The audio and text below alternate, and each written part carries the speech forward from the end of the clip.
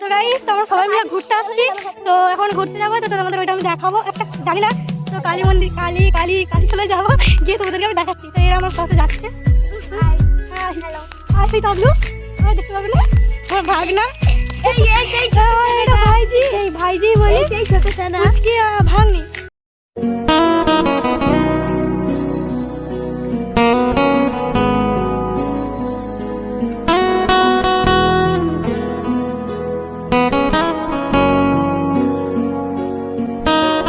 দিদির বাড়ি গিয়েছিলাম, মানে আমার ননদের বাড়ি। তো ওইখানে গিয়ে ঘুরতে গিয়েছিলাম। ওইখানে আমার ভাগনা আমায় বললো চলো আমি ঘুরে আসি।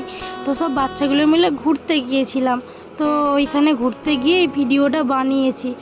ওইখানে একটা মন্দির আছে, তো মন্দিরে আমায় ঘুরতে নিয়ে গেছিলো। আমি ভেবেছিলাম মন্দিরটা একটু বড় সড়ো হবে, কিন্তু না। তো তাও মন্দিরটা ভালো, কিন্তু ওই জায়গাটা একটু ভয়ানক মতো ছিল, একটু ভয় ভয় লাগছিল জায়গাটা। তো ভিডিওটা তোমরাও দেখো।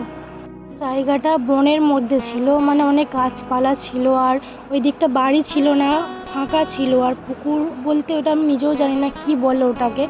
তো আর মন্দিরটা দেখো, এই মন্দিরটায় গিয়েছিলাম, বলে ডাকাত কালী নাকি, এখানে ডাকাতরা পুজো করতো। তো আমিও বিশ্বাস করে চলে গেলাম, গিয়ে দেখছি এগুলো এখন।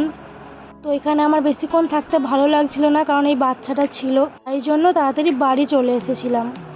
তারপরে আমার ভাগনা বাড়ি চলে গেছিলো আমাদেরকে রেখে দিয়ে। তো তারপরে আমরা লাস্টে একটু দাঁড়িয়েছিলাম রাস্তাতে গিয়ে।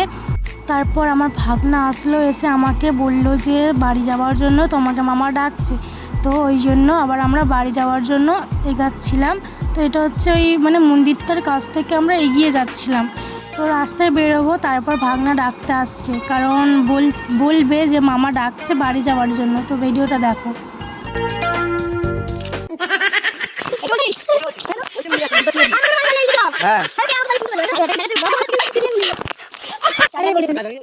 তো আমার ভাগনা খুব রেগে যাচ্ছিল, আমরা ওইখানে আসছিলাম না বলে বাড়িতে।